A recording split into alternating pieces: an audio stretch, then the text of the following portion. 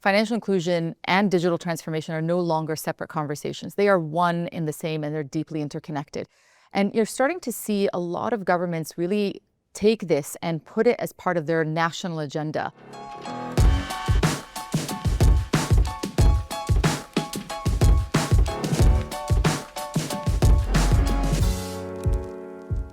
Hello and welcome to Visa Spotlights, the podcast that aims to explore the latest innovations and insights in the world of payments across Central and Eastern Europe, Middle East and Africa. I'm your host, Dan Baxter. We will explore how emerging technologies are moving from principles to practical on-the-ground solutions and the public-private partnerships that are serving as accelerators in enabling their growth. While we often talk about the technology itself, today we're going to look at the frameworks which make it possible and how emerging technologies can shift from innovations to practical on-the-ground solutions that can be adopted across the 87 markets across CEMEA. And joining me today for this discussion is Joanne Kubba, who is Senior Vice President and leads Government Affairs for Visa across the Central and Eastern Europe, Middle East and Africa region. Joanne, thank you so much for joining us today. Thanks so much, Dan. Really excited to be here. Good. So to kick things off, it would be great to sort of set the scene a bit. It does feel as though over the last few years, the conversation on financial inclusion has sort of moved forward quite somewhat. Yeah. It's sort of moved from almost arguing the case for financial inclusion to looking at how it can be scaled across the region. Yeah. What are some of your perspectives in what's changing and where we are now? Yeah, and you're spot on. As we look at the region, even though the region is quite vast and diverse, we're seeing such incredible conversation being driven about financial inclusion. Financial inclusion and digital transformation are no longer separate conversations. They are one in the same, and they're deeply interconnected.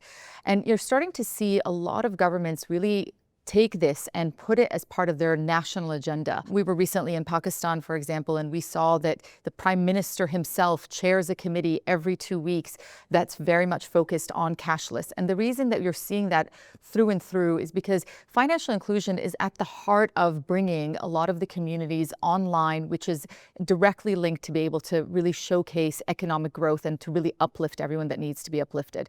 And so how you get there is really critical when you kind of think about policy frameworks that can create an enabling environment. And that's where we're starting to see this kind of cross-section between industry, government, and the wider ecosystem really come together to try to think about real solutions that not just look at how do we actually get people included and what are the positive impacts, but what are the barriers that we need to tackle. And so we really start to think about making sure that the regulatory environment isn't necessarily just focused on the risks, but actually looking at all the ways that they can create enabling regulatory frameworks. That's when you see interoperability really come into place. That's when you see true financial inclusion, not just for certain communities that are in need of it, but actually the wider ecosystem as a whole, and it starts to all play in together. Interesting. So one of the themes that you touched on there is around partnership. And we often speak about this golden triangle between government, public sector, private sector and civil society, and how no organization is able to do everything alone. Yeah. But the greatest things can be achieved together. What are some of your perspectives in terms of how organizations in the private sector or industry at large can really support some of the government ambitions and government priorities? Yeah. And are there any sort of lessons that you've learned along the way on this? Oh, absolutely. And it's about keeping pace with all of them. So the reality is, the national agenda of a country is not just something that you observe on the side. It is of mutual value for both industry and government to come together. And we've seen that really come to life in a number of different ways. Because in order for us to really dial up and move the needle, we have to be able to understand the direction a country is heading in. You know, all of us that are different organization industries that are in specific countries are there to be able to continue to create that uplift that's very much required. I'll give you 3 different examples where we've seen this really come into practice. First, as I mentioned in Pakistan, it was incredible when we were there to see how much cashless initiative was very much in every conversation we had at the core of what they were thinking about. And there's very big reasons for that. If you think about how with the financial inclusion rate that we understand from the State Bank of Pakistan, it's about 21%. That's really low. And yet when you think about the barriers to getting big communities onto the financial and digital ecosystem, we have to understand why are they not there. So one of the big areas we looked at was students. There's about 2.4 million students that are in higher education education. And yet most of them were not being able to be financially included because they have certain dynamics that are very bespoke to them. And so with Visa, we actually worked with one of our clients, Mizan Bank, to launch the global first ever student card. It was the Mizan Visa student debit card. And it took into account the dynamics of that community, 18 to 24-year-olds, students, they probably don't have a big credit history. And so how do you create a bespoke solution for them that really then enables them to be able to get included into the financial and digital ecosystem, and also starts to create that stepping stone for them to understand that? A second is Visa Pay. Again, we're very, very proud that we had our first ever global launch of Visa Pay in the Democratic Republic of Congo in our region. And Visa Pay really enables 4 billion mobile wallets to be able to be used with merchants at any Visa merchant, which is about 150 million merchants around the world. So we launched it in September 2025 in the DRC. And the reason for that is because 11 to 15% of the population is in the formal banking system. And so that was a really important place for us to really see how, if we create the right solutions, does it lift that barrier that is already in place? And then beyond how we think about it with industry, we extend a lot of our reach through our Visa Foundation.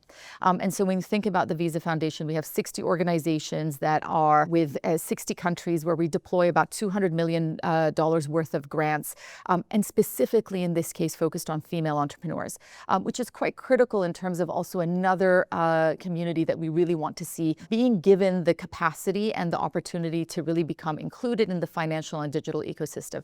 So as you say, when we look at that triangle, it's really important that we actually bring all of those together and try to understand how do we really come together to create that real hockey stick growth for financial and digital inclusion. And I think the two examples that you just shared really show how both financial services and access has changed over the last decade, let's say, but also how the conversation's moved on. Absolutely. Because I think financial inclusion was often directly associated with formal banking. And obviously there's fintechs and mobile money and new ways in which consumers are able to access financial services as part of their everyday lives. One of the really important elements is being able to send and receive money, both within a country and overseas as well. Yeah. And I know this is an area that both Visa is naturally very focused on, but governments are also focused on. Yeah. Could you talk a little around some of the dynamics around? Spot on, Dan. When we look at it, it's about global equity and economic transformation. Cross-border remittances, if you hover up and understand the magnitude of the problem that we're trying to solve, it's about surpassing $905 billion. 80% of that goes to low and middle income economies. And so when you think about the size of that, that is a huge percentage of global GDP. Really thinking about what are the barriers or the challenges for this flow to take place in a fast and efficient way. And a big part of the challenge is it's very expensive and it takes a lot of time. And the reason for that is settlement, which is the final flow of money that goes between banks, which relies on very old systems that creates cost, time, and friction. With Visa, we've spent a lot of time, as you've said, really thinking about really improving and creating efficiencies for global money movement. But at the heart of it, when we look at what needs to be modernized is settlement. And so that's why we've actually started to really look at stablecoin as a really important mechanism to be able to get money to flow across border in a fast and efficient way. And so for that to happen, we've started through Visa Direct, accept the capacity for us to pilot settling cross-border remittances with stablecoin. Now, for that to really reach the magnitude that it needs to reach, and the reason people want to use it is because it is fast and efficient, is being able to make sure that it's also being able to be used in local currency, so that people and consumers that are using it are able to use it in a meaningful way when they use it externally. And so the real important thing when we think about stablecoin and why it's always going to get pick up is the fact that it's fast and efficient. But the practicality is going to come in when consumers are able to use it in a very practical and simple way. And we've seen that stablecoin linked cards are the key to that, because that is something that's familiar, it's simple, it's able to use their digital currency and be able to use it both offline and in store. And so we've really started exploring what that looks like from a Visa Direct point of view as well. But in order for all of this to happen and for us to tackle this magnitude problem of the $900 billion of cross-border remittances, We need regulations that really ensure that stablecoins that make it into the financial system are safe and are well backed. We need financial institutions that are also building up capacities and capabilities when it comes to these digital forms of payment. And then lastly, we also need to make sure that we have multiple currencies in play, stablecoins that are not just set in US dollar, but also in multiple currencies, so they're really practical and used most. That will start to get to the heart of really making sure that it's not as expensive. Money is transferred within minutes, not days, and really starts to crack at the true barrier that we're seeing take place. Absolutely. So until now, we've spoken a lot around different sort of consumer use cases and helping consumers become more financially included. But there's another side of the payments world, which is obviously around merchants and the acceptance. Across the CEMEA region, we estimate that there's around 60 million merchants in formal economy and around 60 million in the informal economy. And latest estimates, around 18 million of those now accept digital payments, which has grown by around 5x over the last 5 years or so, but it's still really just scratching the surface in terms of the opportunity that's out there. What are some of your perspectives when it comes to regulation that can be helpful and enabling in terms of broadening that access to digital payments amongst even the smallest of merchants who may be looking at new technologies out there, whether that's social commerce or AI, but really are trying to grow their business? Yeah, you've hit the nail on the head in terms of how do we really create that enabling infrastructure, not only for micro and nano merchants to be able to come online and accept, but also to start to embrace new technologies that really help them grow their businesses and really start to be able to compete on the global scale. And with that, regulations is at the heart of that. And as I mentioned at the top, when we start to see countries that really drive that agenda, they are setting the tone for all of the different players in the ecosystem to move in the same direction, which is only the winning strategy. And so as I mentioned in Pakistan, we have the cashless agenda that's there. You've got in the UAE, for example, the vision towards to be cashless. In Saudi Arabia, they had targets to reach cashless, 70% cashless, I think by 2023, and they far surpassed that, years in advance. And you really start to see the big shifts happen when government creates that enabling environment. Now, the big thing that's shifted over time is where regulators are increasingly seeing innovation not solely as a risk, rather as an opportunity. And so when you start to bring all the different, as you mentioned, the triangle together to dialogue, to converse about how do you balance that innovation with trust, safety, resilience, so that you create that frictionless capacity for merchants to start to create that acceptance. One area we think about is AI. And everyone's talking about AI, but AI can be truly transformative.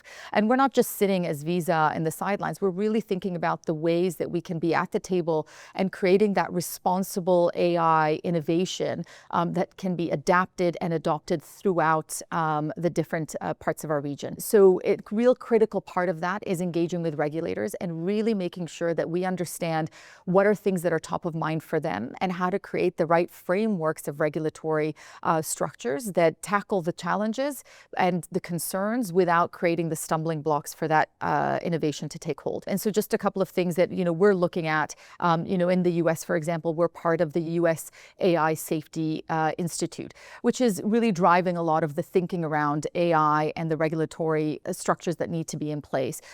The second area is we've also launched our own Visa AI principles to really demonstrate our thinking around AI being used for innovation, responsibly, trustworthy. No one knows how critically important it is to have trust at the core basis. We've had our business running for 60 years, and the reason it's been able to keep growing and serving consumers out there is because at the heart of it is trust. And then when we think about the key areas that we talk to regulators about are three things. One is to make sure that any regulations that come through are globally consistent and don't start to create frictions. AI doesn't have borders, and so we need to make sure that regulations are also able to have that global consistency, so we're all able to really launch from the same playbook. Two, to make sure that they are interoperable and not starting to duplicate or enforce that creates duplications from existing regulations that are in market already, especially for countries. We already all are regulated entities in different countries, and when you start to create conflicting regulations, it slows everyone down. And so how do we make sure that they are harmonious and interoperable?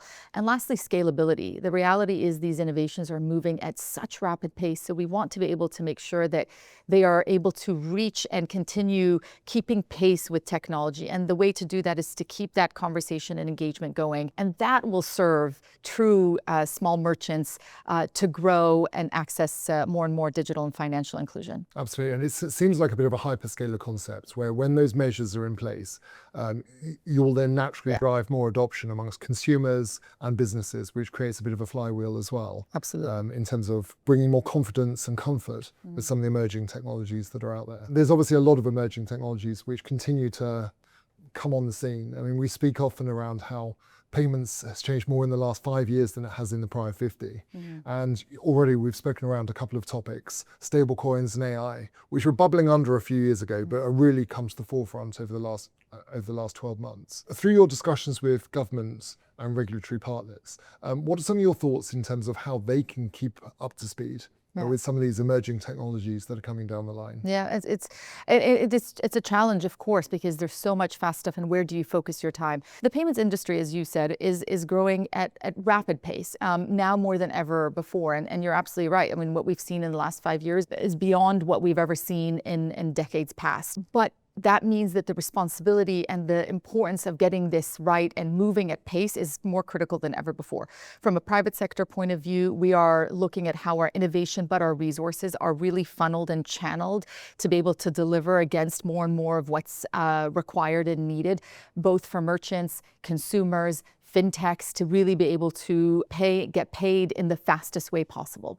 Now, from a public sector point of view, you're absolutely right. How do governments keep pace with all of that? And a big part of that is dialogue with industry, really, keeping pace with what they do best, which is policy frameworks and reach. And when you bring those two worlds together, innovation and resources and reach and policy frameworks, that's where really you're able to see the true magic happen. We've also started to see a shift in the regulatory mindset. And I think I mentioned this earlier, where they no longer see innovation as solely a risk, but actually an opportunity to really achieve the goals that they want to see in their next 10, 30 years. Now, if we look at the flip side, what some of the challenges would come in when regulatory structures create barriers, let's look at a very practical example. So when you restrict data flows, especially cross-border, it has real-world implications. The Institute of International Finance found that restrictions on cross-border data flows that are used for fraud modeling, even by 10%, has a $62 billion impact of losses by 2030. So getting this right is not just something that is important just for that one specific country, but has real world impacts, especially when we think about as more and more of our world becomes online, the sophistication of also bad actors when it comes to fraud or cybersecurity threats also goes up. And so being able to make sure that we're using regulation for also all the good things is also how do we make sure it's enabling to prevent bad actors from taking advantage of what that looks like. There's also big institutions that are looking at much of this, and they do many public consultations such as FATF, and we've been active contributors to all of this.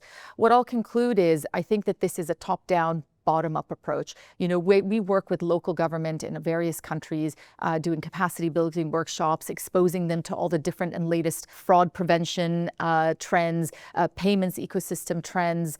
We work with multiple agencies, whether it's Dubai Police in the UAE or the Central Bank of Tanzania. We think very much cross-cutting about how do we present the latest and greatest of solutions that are out there, from payments, acceptance, fraud and security, and our value-added services, so that they are best informed as they start to think about creating the regulatory structures that are needed for what's to come. Very good. I would just like to go slightly deeper on one of the topics that you were just talking around there, which is around trust and security. And trust has obviously been the cornerstone of Visa's business and the payments industry for the last 60 years or so, and obviously is top of mind for consumers who care passionately about the security and safety of their money, but also governments in terms of creating the right environment for businesses and consumers to trade. What are some of the policy suggestions or guidelines or best practice that you've got when it comes to ensuring that there's both that growth and the opportunity to embrace new technologies, but also built on that platform of trust and security? It's a great question, Dan, and one that, as we engage with the 87 countries that we have across our very, very beautiful region, that's top of mind also for regulators. They are really seeing their role shifting from that defensive posture or just monetary and fiscal policy to very much that enabler for the ecosystem to truly thrive. And that's been really, really an exciting shift that we're starting to see. So on the one hand, first, when we talk to regulators is one, how do you create harmonized regulations that start to really look cross-cuttingly at all the different ways that regulation can start to either be duplicated or create frictions that are unnecessary. When we harmonize them, when we start to go back to the principles of why this is being created, then we start to be able to kind of bring it all together and create that harmonized structure. Two is really moving from risk to opportunity and really pushing industry to show up to the table and really have that important dialogue, to share inputs, provide that, really important guidance of what that real world impact is, while they go back and really think about the importance of security, resilience, and all of these structures. So that difference of engagement also has been shifting, because what industry can bring to the table is that we are out there doing the innovations and leveraging us for the resources and the capacities we have, while they bring the expertise from the framework's point of view. And then lastly is very much critical to all of this, enabling regulations would be faltered if we don't have the security and the trust in place. And whether that's ensuring that we create the enabling environment for really important innovations like tokenization, which creates a mechanism in which we don't have to see transactions created that create vulnerabilities, because it reduces fraud rates when transactions are tokenized. That enabling capacity, which is underpinned under the concept of security and trust, means that regulations can really, at the heart of it, think about how did they empower for more and more regulations to deliver trust and security and resilience that then allows the entire ecosystem to continue to flourish. And we're starting to see it, honestly. I mean, it's been deeply impressive and exciting to see how governments are not just taking a seat back, they are leading the conversations, and they're driving so much of the innovation that's to come. And they're doing that by bringing the entire players together. And I think it's going to be a really exciting phase going in, especially as we look at new tech like AI. Fantastic. Well, thank you so much. This has been incredibly insightful. And I think just to summarize, there's sort of three big takeaways which I've had from our conversation today. One is that public-private partnership is absolutely as fundamental as ever, even as we shift the lens from payments and financial services being around financial inclusion to a real economic growth driver. The second is around the emerging technologies that are in place, and there's a cross-sector imperative in terms of truly understanding the opportunities there and creating a framework that can drive adoption. And the third, as you just highlighted, is that the frameworks which governments are putting in place are absolutely critical in terms of ensuring there is that continued economic growth and the expansion of payments, as we discussed. Absolutely. Thank you so much for joining us today. Hope you enjoyed the discussion and look forward to seeing you next time. Thank you.